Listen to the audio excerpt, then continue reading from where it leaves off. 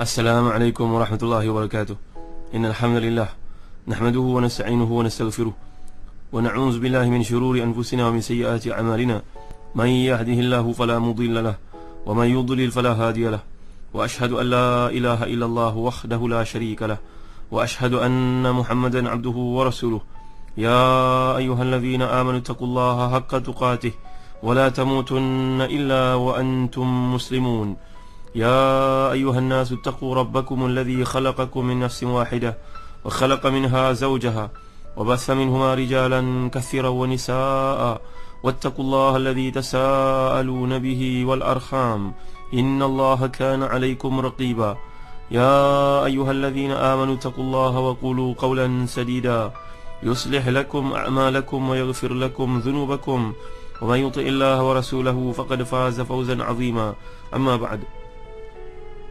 Saudara penerbit Ustaz Mahdi Syarudin, sini pendengar yang berkat Allah sekalian, kita menyambung kuliah tafsir kita musia ayat yang ke-17 diikuti dengan ayat ke-18 daripada surah Ghafir ataupun surah Al-Mu'min, iaitulah firman Allah Subhanahu wa taala, a'udzubillahi minasyaitonir rajim. Al-yawma tujza kullu nafsin bima kasabat la zulma al-yawm innallaha sari'ul hisab. Wa anzirhum yawmal azifati idzil qulubu ladal hanajiri kadhimin ما للظالمين من حميم ولا شفيع يطاع. Sadaqallahul azim. Pada hari itu tiap-tiap jiwa diberi balasan dengan apa yang diusahakannya. Tidak ada penganiayaan pada hari itu. Sungguhnya Allah Maha cepat perhitungannya. Peringatkanlah berkaitan dengan hari yang dekat ketika hati mereka sampai di kerongkong dalam keadaan menahan nafas. Orang-orang zalim tidak mempunyai seorang pun teman setia dan tidak pula seorang yang akan beri syafaat yang dipatuhi. Muslim-muslimat ini boleh kawan sekalian, demikianlah gambaran yang dikemukakan tentang dahsyatnya hari kiamat. Hari kiamat ini menjadi satu tuntutan umat Islam untuk kita sentiasa mendekati, memahami. Nanti perhitungan yang pertama adalah berkaitan dengan dima. Perkara pertama yang akan dihitung di sisi Allah Subhanahu wa taala adalah berkaitan dengan pembunuhan. Ini adalah hisab yang pertama berlaku di mahkamah Allah SWT kelak. Mengingati pertemuan dengan Allah ni tuan-tuan, Yaumut Talaq ataupun Al-Azifah. Al-Azifah ni merujuk pada dekatnya kiamat seperti dibayangkan dalam hadis Nabi SAW, bu'istu ana wa sa'ah kahataini al-ithnataini. Nabi menggambarkan aku dibangkitkan dan kiamat dengan aku adalah seperti dekatnya dua jari ini, iaitulah jari telunjuk dengan jari tengah. Nabi menunjukkan seperti itu, gambaran bahawa dekatnya kiamat. Memahami tarikh kiamat itu tuan-tuan, itu sebab kalau kita perhatikan zaman kegemilangan Islam dahulu, para ulama'nya sentiasa memainkan peranan untuk menasihati para umara. Ini peranan yang kurang dimainkan pada hari ini. Kerana faktor-faktor yang tertentu, barangkali umara tidak mahu dengar, barangkali ulama' takut dengan kedudukannya terhadap dunianya, kariernya. Dalam satu kisah yang menarik, seorang tabi'i yang terkemuka dengan nama Abu Hazim Al-A'raj, Salamah bin Dinar.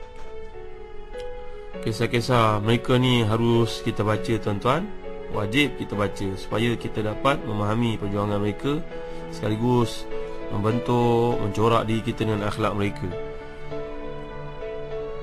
Pada tahun 97 Hijrah, datanglah Khalifah orang Islam yang bernama Sulaiman bin Abdul Malik ke bumi Hijaz untuk mengerjakan ibadah haji. Selepas dia berada di tanah suci, pergi ke Madinah, duduk dalam Raudhah, maka dia mencari-cari di kalangan penduduk Madinah yang boleh datang mengingatkannya kepada tazkirah. Ini peranan umara yang terdahulu, pemimpin politik pada waktu dahulu. Mereka suka mendengar perkara yang menyuburkan hati. Mereka spend masa untuk datang ke kuliah-kuliah, jemput orang-orang alim untuk hadir bersama-sama. Amalkanlah perkara ini tuan-tuan. Kita seorang bapa, seorang pemimpin sebenarnya perlu mendatangi ustaz, datang ke kuliah, bawa anak-anak kita dengar kuliah yang disampaikan. Kita seorang ibu, nak anak-anak kita terpimpin, bawa berjumpa dengan ustazah, anak-anak perempuan kita. Jadi bila dia sampai di Madinah ini, dia berkata, bawakan kepadaku orang yang paling alim di sini untuk bercerita tentang akhirat sedikit. Lihat, pemimpin zaman dahulu gentar nak melembutkan hatinya kepada Allah Subhanahu wa taala, lalu dia nak dengar cerita tentang akhirat. Maka semua orang Madinah mengatakan yang paling layak untuk memberi kepada tuanku Amirul Mukminin adalah Salamah bin Dinar. Apa pasal dia tak datang sini? Orang alim semua datang untuk meraihkan kedatanganku, dia tidak. Akhirnya dia barulah datang Salamah bin Dinar yang dikenali sebagai Abu Hazim Al-Araj ini. Sampai terangkan kepada kami, wahai orang alim Madinah, tentang ceritakan untuk kami perkara yang dapat mengingatkan terhadap akhirat. Soalan saya yang pertama, wahai Abu Hazim, kenapa kita ni benci kepada mati? Ni soalan dia. Malana nakrahul maut. Ini ada kaitan dengan Al-Azifah dan juga Yaumut Talaq yang sedang kita bincangkan sekarang. Kenapa kita takut mati, wahai Tuan Guru? Tanya Sulaiman bin Abdul Malik ini kepada Abu Hazim Salamah bin Dinar. Jawapan Salamah bin Dinar ni, li'annana amarna dunyana wa kharabna akhiratana. Kerana kita ni sibuk mengimarahkan dunia kita dan menghancurkan akhirat kita. Maka kita pun takutlah nak pergi ke tempat, meninggalkan tempat yang telah kita makmurkan ni, cantikkan ni, perelokkan dengan rumahnya, kemewahannya, kepada tempat yang roboh, yang tidak ada sebarang kemudahan di situ. Akhirat tidak ada apa-apa persiapan untuk pergi ke situ. Itu sebab kita benci kematian, jawapannya. Lalu Khalifah ni bertanya lagi, bagaimana kedudukan kita di sisi Allah kelak? Jawapan Abu Hazim ni baca dalam Quran, ada disebut oleh Allah Ta'ala jawapannya. Di mana Tuan Guru? Cuba tunjuk kepada saya jawapan Tuan Guru yang bernama Abu Hazim Al-Araj ini. Innal abrar lafi na'im wa innal fujara lafi jahim. Orang yang abrar ni berada dalam nikmat, orang yang fujar, orang yang maksiat ni berada dalam jahim. Khalifah pun masih cemas mendengar jawapan tersebut. Dia kata, kalau gitu bagaimana rahmat Allah ni, di mana dia? Jawapan Abu Hazim daripada surah Al-A'raf yang dulu pernah ditafsirkan, inna rahmatallahi qaribun minal muhsinin. Rahmat Allah ni dekat dengan orang-orang yang melakukan ihsan. Jawapan Abu Hazim ni tepat, tuan-tuan. Khalifah ni bertanya lagi, bagaimana besok kalau kita jumpa dengan Allah? Jawapan Abu Hazim Salamah bin Dinar kepada Khalifah orang Islam ini, Sulaiman bin Dinar yang suka nak dengar tazkirah, jawapannya, orang yang muhsin jumpa dengan Allah, orang yang berlaku baik, orang ada sifat ihsan dalam dirinya, bandingannya seperti orang yang lama hilang daripada keluarga kerana merantau, tiba-tiba pulang kepada mereka. Bagaimana sambutannya? Allah sambutannya luar biasa kan, dengan makanan, dengan hidangan, dengan layanan. Adapun musik ni orang yang melakukan maksiat, seperti hamba yang lari daripada tuannya, tiba-tiba ditangkap balik semula. Itulah perbezaan antara orang muhsin dengan orang musik kembali pada Allah. Maka Khalifah menangis mendengar kata-kata itu. Kemudian dia berkata, wahai Abu Hazim, macam mana kita nak perbaiki diri kita? Bagaimana kita nak perbaiki diri kita? Jawapan Abu Hazim ini, tinggalkan apa yang sifat-sifat takabur daripada diri kamu, dan hendaklah kamu berakhlak dengan akhlak orang beriman. Khalifah pun terkejut. Sekarang harta yang banyak ni macam mana nak buat, wahai Abu Hazim? Jawapan Abu Hazim, kalau kamu ambil dengan haknya, pulangkan, itu adalah hak kamu. Kalau kamu meletakkan pada haknya, itu yang terbaik. Dan hendaklah kamu bahagikan kepada rakyat dengan cara yang sama adil, dan hendaklah kamu berlaku fair, adil kepada mereka. Khalifah bertanya lagi, wahai Abu Hazim, beritahu kepadaku siapakah manusia yang paling baik? Jawapan Abu Hazim Salamah bin Dinar ni, orang yang berakhlak mulia dan bertakwa. Apa dia perkataan yang paling baik, wahai Abu Hazim? Jawapan Abu Hazim ni, kalimatu haqqin yaquluha al-mar'u inda man yakhafu wa inda man yarju. Perkataan yang paling baik adalah kata-kata diucapkan oleh seorang manusia kepada sesiapa yang ditakutinya, kerana dia lebih takutkan Allah. Kita takut pada orang-orang besar, tapi kita lebih takutkan Allah. Justru kita sayang pada mereka. Saya takut Allah lebih pada kamu, maka saya sampaikan benda ni haram, benda ni halal, benda ni kamu kena buat, benda ni kamu kena tinggalkan.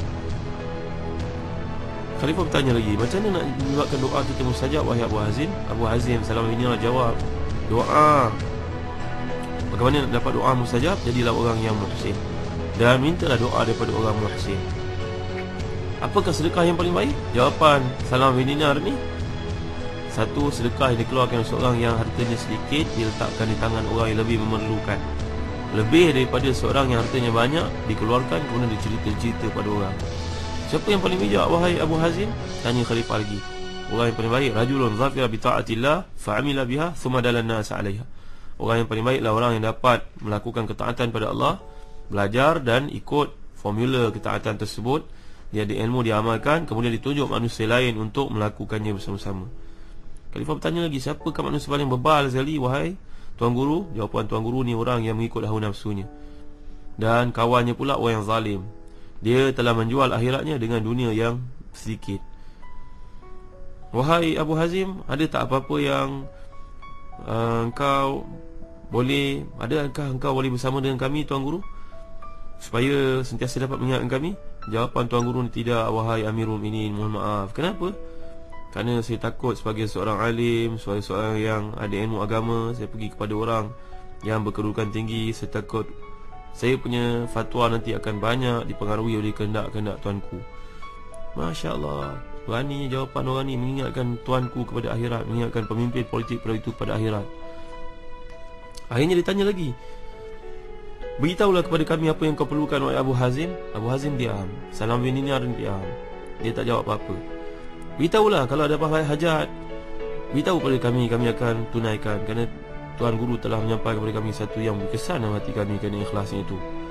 Jawapan Tuan Guru ni, hajat saya kepada Tuanku, selamatkan saya daripada api neraka dan masuk ke dalam syurga. La ilaha illallah. Masa terkejutlah Khalifah dengar soalan ni, permintaan ni, mana boleh saya buat begitu. Maka orang yang ada keliling tu semua kata, wahai orang alim, janganlah kata begini kepada tuanku. Cakaplah benda yang munasabah, jangan cakap benda tak munasabah seperti ni. Marah orang kelilingnya yang mengampu-ngampu ni, tuan-tuan ini mulia Allah sekalian. Abu Hazim bila mendengar kata-kata orang yang memarahinya itu, dia balik berkata, wal bi'sa ma qulta anta faqad akhadallahu 'ala al-ulama al-mithaq bi an yaqulu kalimatal haqq. Sebenarnya kamu semua yang silap faham.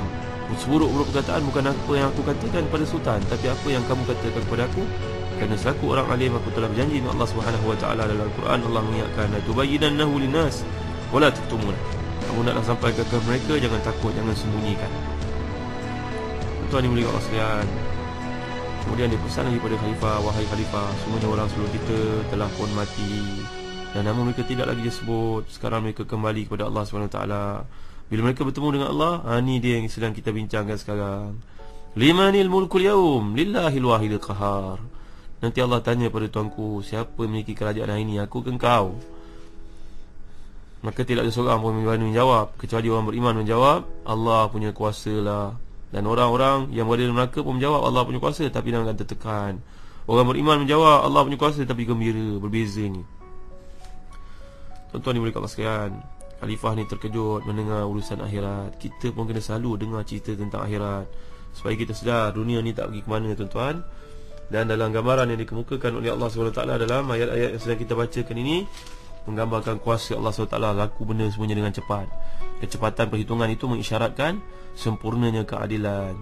Bukan seperti hari ini, hak orang kadang-kadang tertangguh bertahun-tahun tak selesai-selesai. Yang fulan ni salah ke betul, kenapalah ditangguh-tangguhkan, kenapa tak disegerakan? Berbeza dengan hukuman di sisi Allah SWT besok, kerana pemilikan waktu mutlak milik Allah. Innama amruhu idza arada syai'an an yaqula lahu kun fayakun. Semuanya perintah Allah ni, bila dia mengkehendaki satu perkara, dia berkata padanya, jadi, jadilah. Tidak dibataskan dengan masa langsung. Dan itu Nabi Muhammad SAW bersabda, penangguhan bayaran hutang bagi orang yang mampu adalah satu kezaliman. Saja-saja tangguh bayar hutang. Sebab apa? Sebab nak rolling dia orang dulu, nak tukar kereta besar, motorkar besar, rumah besar, nak tambah isteri lagi. Padahal hak orang ditangguh-tangguhkan. Tuan-tuan, ada benda yang kita kena cepatkan, tuan-tuan. Hak orang kita berhutang, bayar segera. Tak ada berkatnya, tuan-tuan. Kita mengumpul hak orang, kita enjoy, buka kedai lagi sana sini, hak orang ditangguh-tangguhkan. Ini tuan-tuan haram, tuan-tuan.